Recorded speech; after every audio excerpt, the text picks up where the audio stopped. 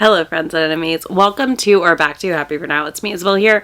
My voice might be a little off, I apologize. I think we're doing okay here. You might get a couple funny cuts because I have to go hydrate. But I'm back with my embarrassing and kind of mild bookish opinions and some of yours as well, because here's the thing. I've done hot takes, but there are things that I just judge people on maybe a little bit or side-eye sometimes that are like not huge deal somewhat, like it really depends, but some of them are just things that I'm gonna judge you a little, and that's okay. We all have these. I might not share these in mixed bookish company, although I guess now I am, because I'm telling the internet these things, and these are things that I don't blame you if you judge me for having this opinion, and that's okay. We are all allowed to have different opinions, and I think it's fun to kind of just share these sometimes because some of them are silly, and some of the submissions I got I thought were really fun.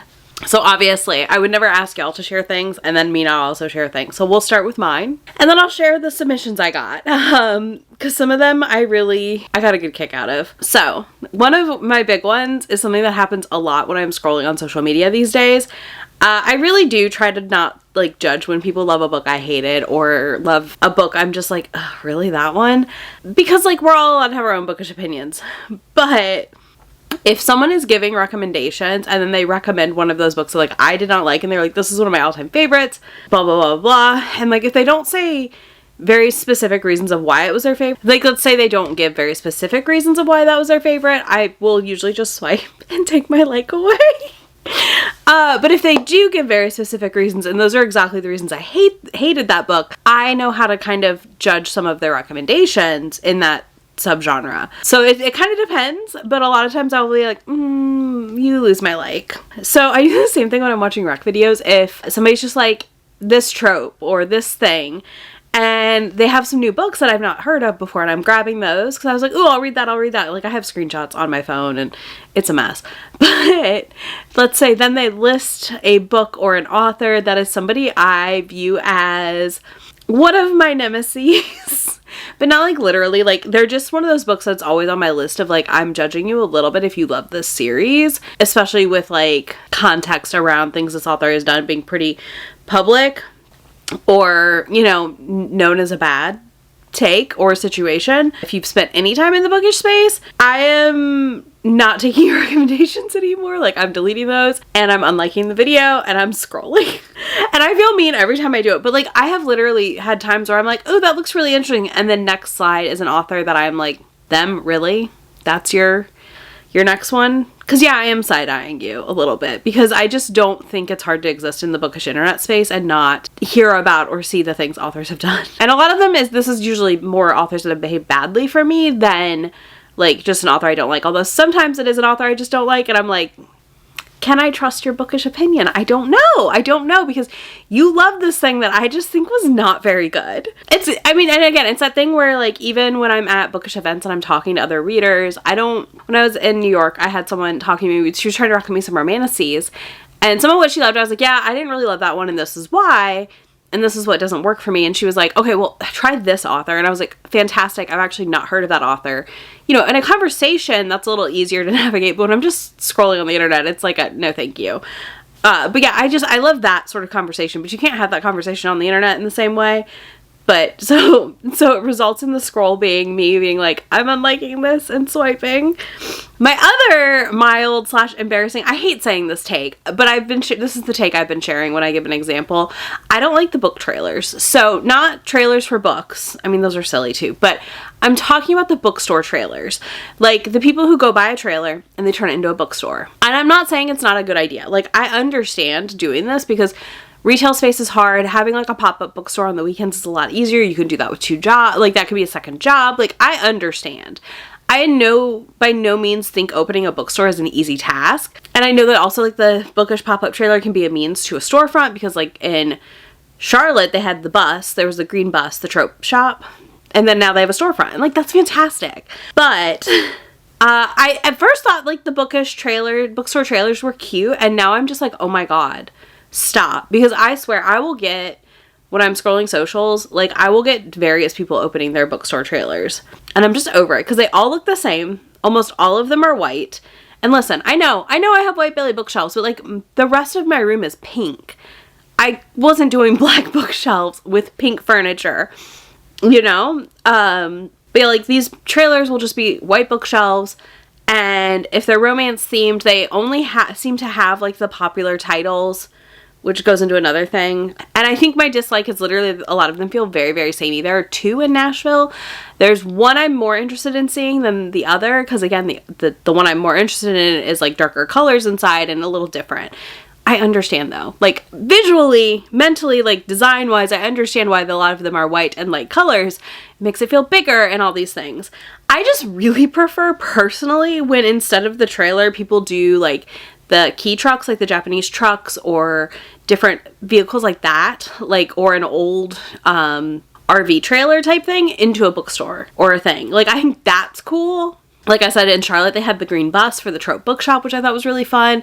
The Good Girls bookstore in Knoxville, Tennessee had a like Japanese truck she turned into a bookstore. I think that's a little more inventive and fun. Also, I know it's less space for books, but I think it allows you to curate better, potentially. So that's my hot take. Again, it's not that I won't visit them. I just kind of find them very samey and continue to feel like it's a weird trend that I don't know if I love it.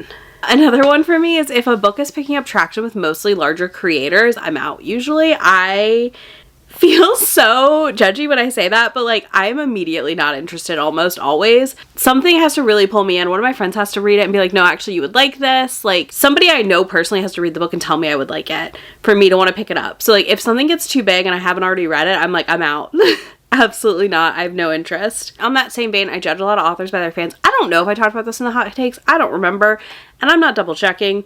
But I think it ties in the same way. I judge the fans of authors when their fans are in people's comments fighting with people who don't like their books or have a critique to the book and are just constantly always showing up and being like really kind of awful to other readers.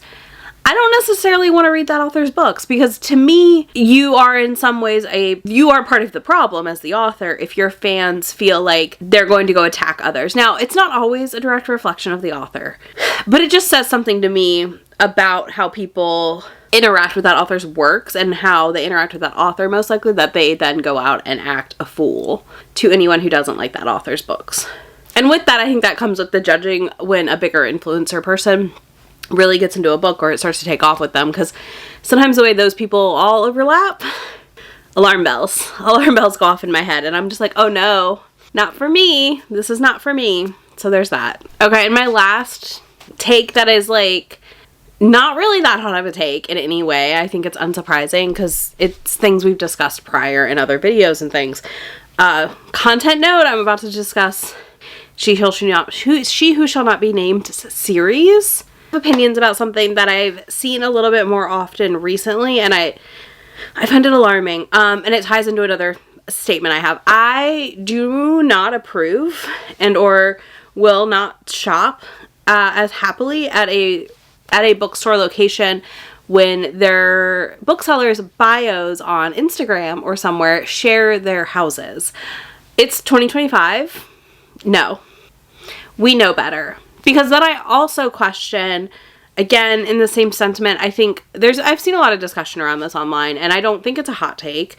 Bookstores are not libraries. Bookstores are not archives of work, and I think more bookstores should take the stance to not sell certain authors when they are independent bookstores. Because I think it's fair and okay to curate that space to feel as welcoming as possible, which could mean not carrying certain people's books across genres. That's not just romance, but across genres. Because at the end of the day, I don't think that one person who comes in and gets mad that you don't have it, one, you could just say you're out of stock. You know, but two, that person likely wasn't going to buy it anyways. But I just think, like, it's okay to choose not to stock things. There's that bookstore in San Francisco that did it, I think, recently, and people were, like, up in arms. This is book banning. It's not book banning at a bookstore, y'all. It's not book banning. Book banning is when the government and entities like that tell you that you can't get a book. So that's a wild statement coming from the book banner people also. But I just really, like, in the same vein of, like, not putting your houses in the thing, I would love to see more bookstores and not stock her books. I would love to see more bookstores choose not to stock certain romance authors that we know are not the best people. And I know that's a hard choice to make, and I know it's hard to feel like I'm losing a sale, especially in this day and age, but I just feel like you could do that. Like, as an independent business, you really can do that, because yeah, a Barnes & Noble, a Books A Million, and some of these stores can't do that because they don't have the same control over their inventory. But I just see no reason why a lot of these indie bookstores couldn't, like, take a strong stance to, like, not stock certain people. And I do judge the indie bookstores I go to a little bit by what ones they have out on display heavily also. If I go in an indie romance bookstore and it's all just the same, like, 5 book talk books, like, on a table, I'm side-eyeing them a little bit, because I just feel like, are you in the community? Like, are you really part of this group? Are you reading these books? You know, do you not have any, like, deeper cuts to recommend? So I'm judging it. I'm judging it a little. And I'm side-eyeing. I hope that made sense. Those are mine. Let's talk about your submissions and see how I feel and respond to them. First up, we have Dragon Riders of Pern are actually romance novels, which would be embarrassing to a lot of the male fans of that series. And I don't disagree with you. I've never read this series. Did I read? I might have read the first book in this series when I was younger. But I could see that, because a lot of people I know that read fantasy now read those, but they also, I know, had, like, pretty strong romances in them. And I can see that, like, I could see a lot of the male fans being, like, butthurt almost over someone calling it a romantic fantasy situation. Next we have, I like this one. I kind of feel this. I don't do well at it, but I feel this one very heavily. I have to read a mediocre book between favorites of all time. I need the buffer time to process having a new favorite. I get this. Like, if I read a really good book, I kind of want to read a not as good a book next. Like, I always feel like I'm in danger if I read too many good books in a row also. Mass market paperback is the best book format. They said this might fall under a hot take. I think this is a mild take, because I don't disagree. For reference, y'all, in case someone is like, what's a mass market paperback? This is a mass market paperback. It fits in your pocket. It fits in, like, any purse. Mass market paperbacks are my love. I love them. I'm sad we don't have more of them. Okay, I like this one. I normally like to support my local indie bookstore, but I wanted a copy of A. Anders' Kink Camp Hunted, and I couldn't have them order it in and have to look them in the eye. Some people in my community just don't need to know certain things about me, so I ordered it from Amazon. I think that's fair. That's a book I would only want to buy, like, in a romance bookstore publicly, you know? This is all... Why are some of these also me? I will read some of the weirdest, kinkiest romances just out of sheer curiosity, even though I don't usually even like them. I do like some of them, and I do enjoy some of the, like, banana pants ones. But, like, same? Like, listen... You haven't seen the video yet. I just finished the Snapdragons book. That was bonkers. And I read it out of sheer curiosity. Like, I had to just finish it. This person says, I own physical copies of the entire Zodiac Academy series. I'm not ashamed, but a little embarrassed. They are terrible books, and I spent money on them. You know, I think there is room for liking and enjoying a terrible thing. Always and forever in life. I like and enjoy terrible things all the time. And that's okay, because you're admitting you know it's not the best. And I think that's part of the thing. I think it's when you like and enjoy a terrible thing and then, like, defend it to the ends of the earth to people as though, like, they too should like and enjoy a thing that you are like, oh, this is maybe not the best. Let's see. This person says they let their physical library books auto-renew the maximum amount of times before they actually read the book. I think you have demand avoidance. I don't know. Hot take. I think you have demand avoidance. Maybe. Just a little bit. I probably just called them out really hard. This person says they are embarrassed by a lot of the people in the book community. Fair. The argument I make in which I tell you I'm not in community with everyone, and there's a reason for that, stands strong. Continues to stand strong. Someone says they will totally judge a book by its cover. Same. If I don't like a cover, it takes a lot to sell me on picking up a title. Ooh, I also do this. I feel very similar about this one. This person holds off on extremely popular romantasy because I do not trust that the definition of romantasies are the same. Like, their definition and the popular, like, zeitgeist definition. I agree. I am so hesitant for romantasy, and I hate it because I used to love fantasy romance. And it has just went downhill. It's so not fun anymore.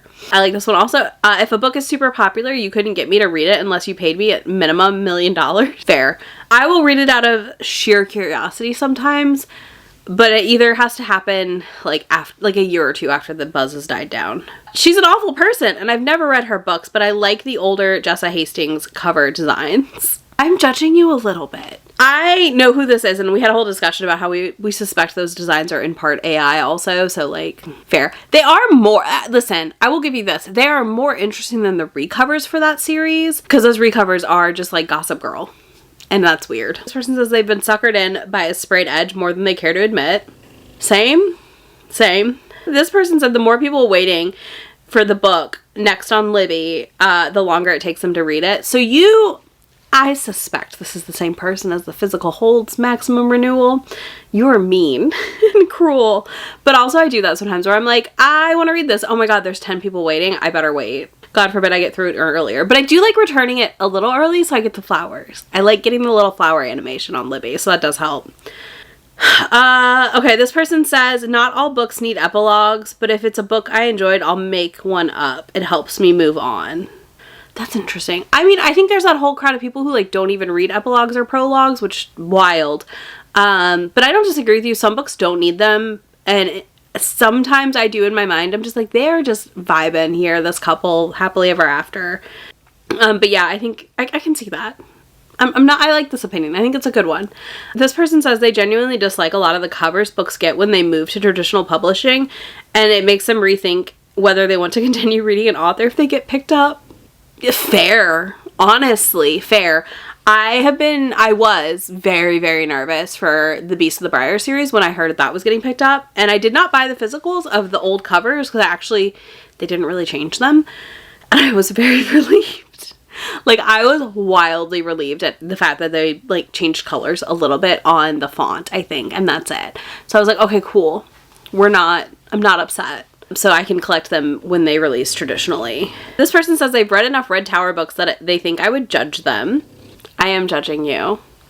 But like, there's a couple of Red Tower books I do want to read. So like, I'm not fully judging you. Like, there's a couple I'm interested in that have come out in the last year and a half. But like, also, you don't have to out yourself in the comments. I just want to know, were any of them worth it? Because I just feel like people keep getting burned by Red Tower. That's just my take. And then someone said trade paperback is their least favorite format. Honestly, fair, because I think a trade paperback has to be like the perfect balance of floppy and sturdy to work for me.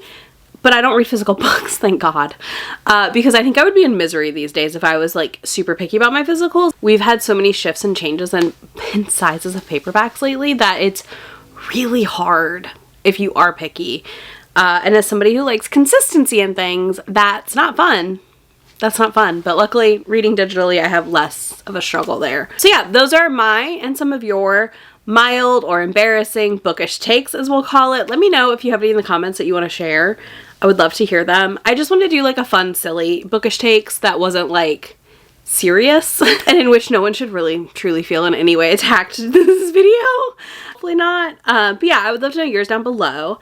If you don't want to do that, you can leave me a lemon emoji because I'm drinking a lemonade, and I will have, I don't think there's links. There's no links in this video, but there are links to my friend anywhere on the internet that I am down there, so you can check that out, and I will talk to y'all in just a few days in my next video. Bye. About to leave, already packing, come with me, I'm not really asking, we'll get away to a place where we don't know. About to see the world in action, what we can be, life with no distractions, we'll get away, this is what we waited